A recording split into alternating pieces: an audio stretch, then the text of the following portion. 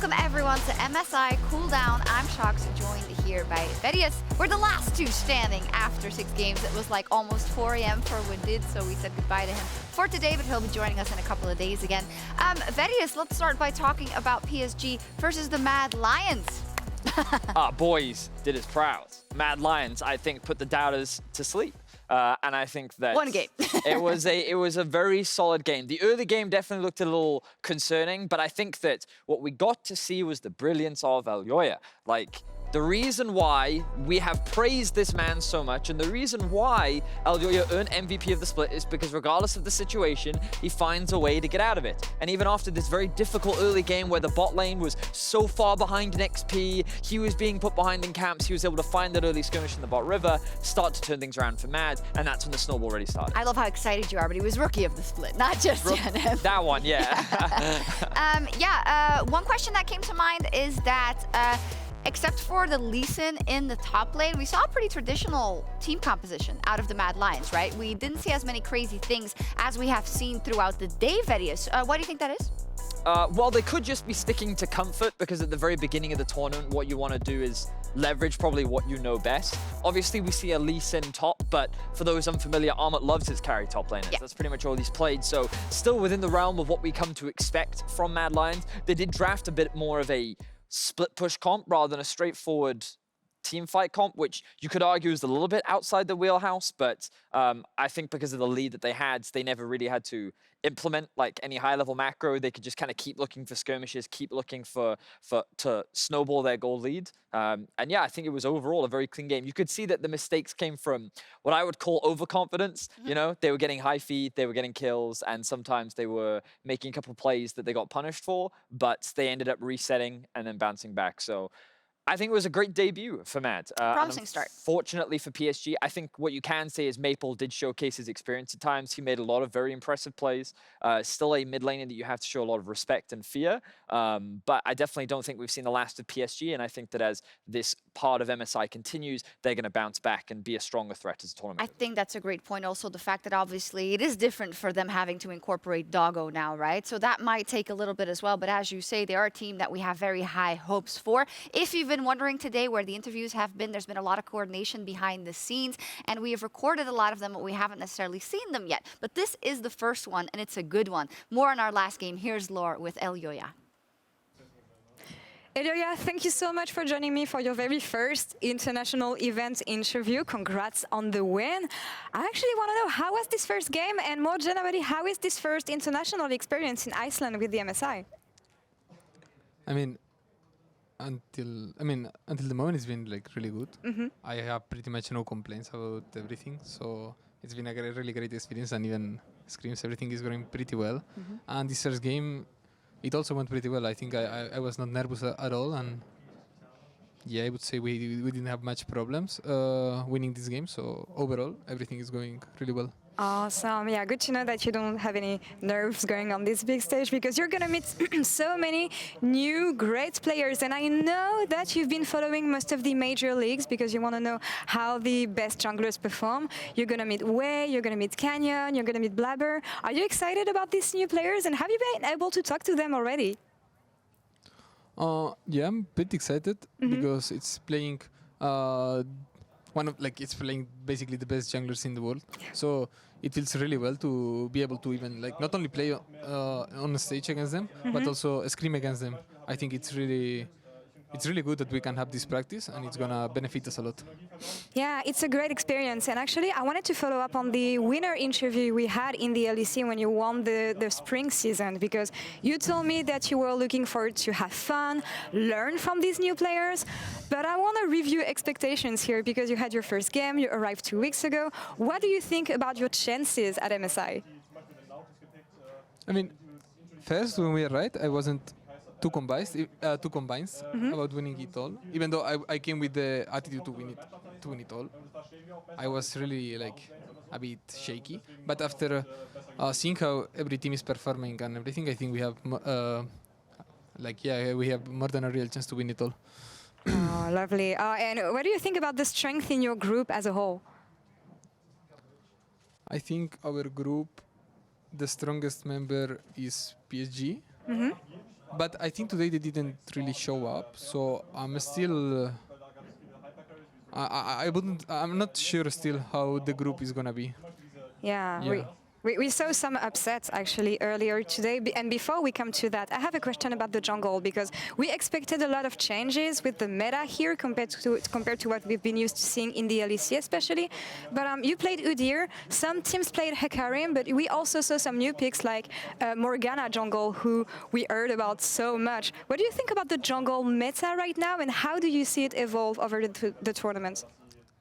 I think the jungle meta has changed a bit. Like it has introduced some new champions like Rumble, Morgana, even Diana is also being played, Kindred, these kind of champions. But at the end, you just see it's always the same. It's Udyr duty. It's always Udyr. So I'm a bit disappointed about that because the champion is the most boring champion you can ever play. But apart from that, I mean, it's fun. All right, Udyr, as usual. Last question for you, Alioya. You'll get to play against Istanbul Wildcards tomorrow. We saw how they came back against Pain Gaming earlier today. What do you think about the team and your chances against them? I mean, I think Istanbul Wildcats is a decent team, but I think we're gonna win. I think that we should win the game, like no matter what, even draft or anything. Like we should just take the win against them. I think we are better than them. Yeah. Nice. Well, we'll see that tomorrow, Mad Lions against Istanbul Wildcats. And Alioya, thank you so much for the interview, and best of luck in the rest of the tournament. Thank you so much. And Sjokz, back to you.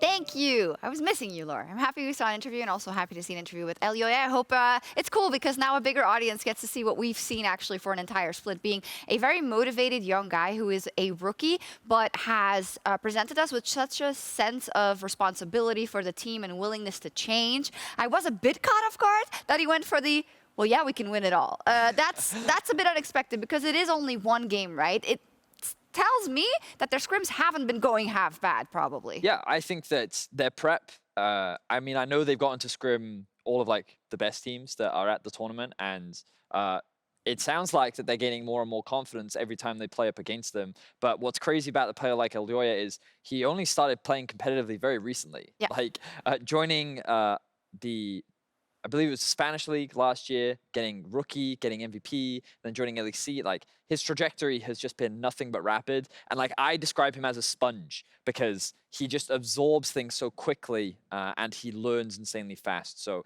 he's definitely a player to watch at this tournament because I think we've only seen the surface of what he's capable of. And it's Udyr, which he's so excited about, you know. Shades of Jankos there being like, oh, I'm on Udyr duty, but whatever. So in terms of the most important moment in this game, or one of the most important moments in this game, we have the Mercedes drive to victory, presented by Mercedes-Benz Mads Bottling. Turnaround 7 minutes in, and we get an extra beautiful angle to look at it, because they went in. Yeah, so this was PSG's attempts to really break open the game. They had the 4-man bot. What they didn't respect was the ability for Mad Lions to respond. So it looks good initially because they get that kill down on Tukazi, but then the Lee Sin arrives, the Realm Warp from the Rise joins the fray as well, and this 4 versus 2 very quickly turns into a 4 versus 4, which Mad were able to turn around. It was very well executed, very quick response, and take one boy down, the other boys are going to come and help him out. So good teamwork there from the side of Mad Lions. And good reactions. So we have seen one game from every team. That means we have insane overreaction. So I'd quite like to, love to get the groups up and the stages and the standings rather as they are right now. A couple of highlights for me today were the Pain comeback versus the Wildcats, for instance. You know, that's great for the CBLOL fan base, but it must be very frustrating for the Wildcats because they had that game in the back pocket. I've barely seen anyone ever as fed as Holy Phoenix in that game specifically, so that's something they're going to have to work towards. Certainly, I think what we saw was a difference in the experience right there. The younger players on the side of the Wildcats got a little overeager. They forced a couple plays that they didn't need to make happen, and they kind of threw away their lead one step at a time, whereas Brazil relied on their experience. they waited, they patiently waited. Tinon's in the mid lane, slowly getting kills on that Sylas, and I think that Robbo in the top lane, as many of my Twitter mentions have notified as well, his Darius performance was fantastic and crucial in a lot of those team fights as well. So props to Pain Gaming. Hopefully they can swing the momentum around, and I'm sure BRTT is going to feel very frustrated because dying that often in 2 versus 2 is not the level that he was expecting to bring or expected to bring, and I think he's going to put a lot of weight on his own shoulders for that. Yeah, that group could be actually very interesting. I mean, PSG dropped that 1 game, but maybe then they also drop a game to Pain, who knows? And that could make that very, very dicey. I've got high hopes for it. And earlier we did see the Unicorns of Love start MSI with a win over Pentanet, and Laure caught up with Sheepy. Sheepy, thank you so much for joining me. It feels so good to see you again in the international stage, actually back to back, because when you think about it, Worlds last year, MSI this year, how does it feel to be back? I mean, I'm really somebody who loves international competition and also being on stage. I mean, Unicorns of Love is a team also that really loves to express itself. So yeah, being back here is amazing, and Iceland has been a blast. Oh, love it. Love to hear it. And you came in super strong in your first game. And for people who remember, you made some roster changes here because Gadget is not in the team anymore, replaced with Lodic. But Gadget was such a specific player, bringing in the AP mages on the bot lane. So how different has it been working with this ADC? Lodic is an amazing guy. I have to start that out. He is working so hard. He wakes up in the morning at 6, does 2 hours of his studies, because he has to finish his bachelor thesis, I think, in 3 days or something. He has to write 80 pages. So, I mean, this guy is an absolute monster. He has been working from day and night. So, I mean, the potential is so high because we can work way more with him later on as well in the split, in the summer split. So. Yeah, he's been amazing. He is a very mature person. He tryhards very much. He's very self-critical with himself, and a great, I mean, just a great person for the team. So I have only good things to say about Lodic. Oh, you love to hear it. And when you think about your group here at MSI, I feel like it's a very particular group in a way because you're only 3 teams here. Did you prep differently in that sense? And do you think it's going to influence something for your results or the group? This group is really interesting because RNG, I think, is one of the strongest teams coming into the tournament, and I think PSG should be on paper one of the weakest teams. So I think the expectations are very clear for us to be a middle-of-the-pack team and just come out as a 2nd place. So our goal, obviously, is to challenge that and be one taking games away from RNG. They look super aggressive. I mean, we saw today Damwon as well. I mean, if they I don't know. I think if they play against a team that they consider weaker, they just play whatever style and play super aggressive. So I think against RNG, we would love to have a clean game like 1-11, you know, 30 minutes and just play it down, but I think they won't let us. Well, I'm glad you mentioned RNG because I've been talking to Xiaohu earlier today and I was asking him, which team should you be careful about when it comes to this group? And he actually mentioned the Unicorns of Love. So any idea of why and how does that make you feel? I mean, I'm very happy. I think that the players also should be happy about it to be recognized. I think my team has been working very, very hard, and this year was not the easiest one. Last year we just flew over a competition in Russia and went 43-3 or something like this. And this year we even lost against the worst team in the league, who was 0-12. So it's been a challenging split, and then having somebody especially that's a peer and that we admire say something nice about this is very, very nice. So, but yeah, overall I'm really looking forward to RNG as well. I said before on Twitter too. So yeah, I hope we have a really exciting match. It's going to be an interesting matchup. And Sheepy, thank you so much for the interview for now, and good luck on your next game.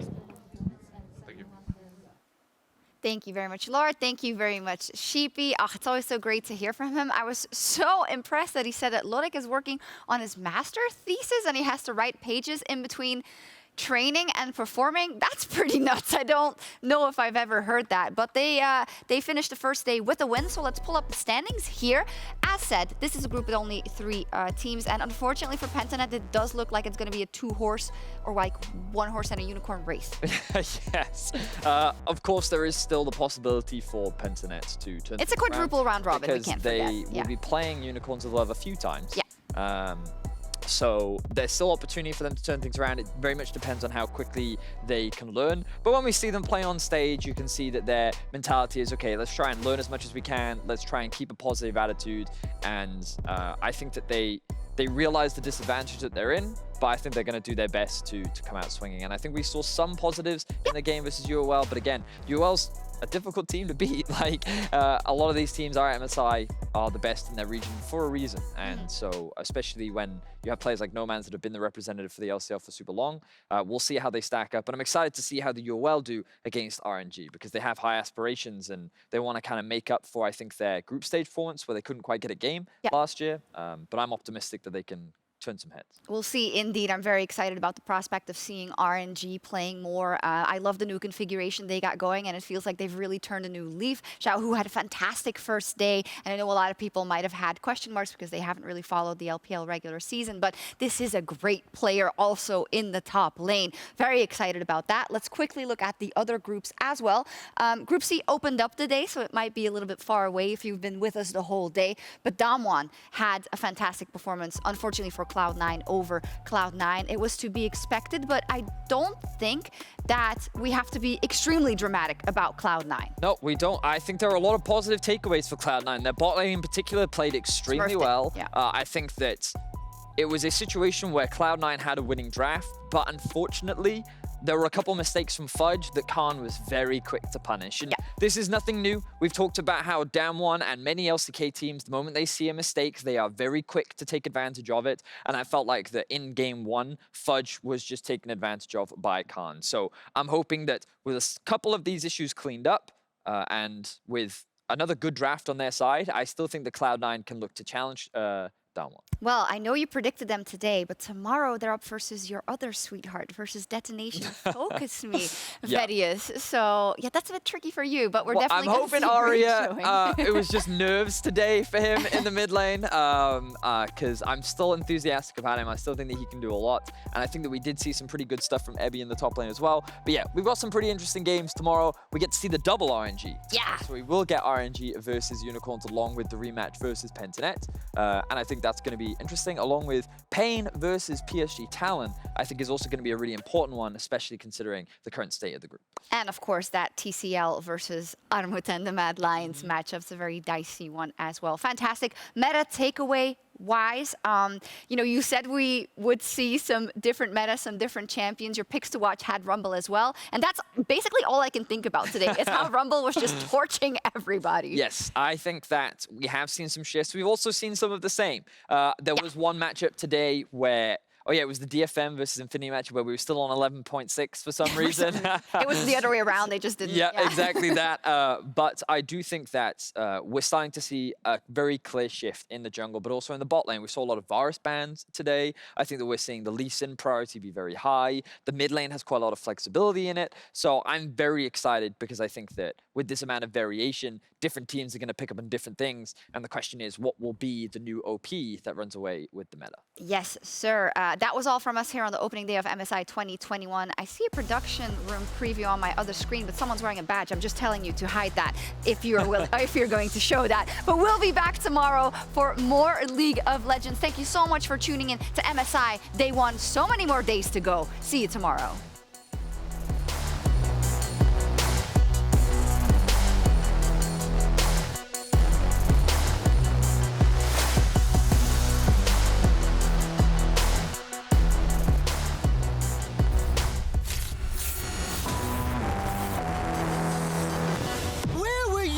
When the West rose up! SK Telecom continue to rule the world!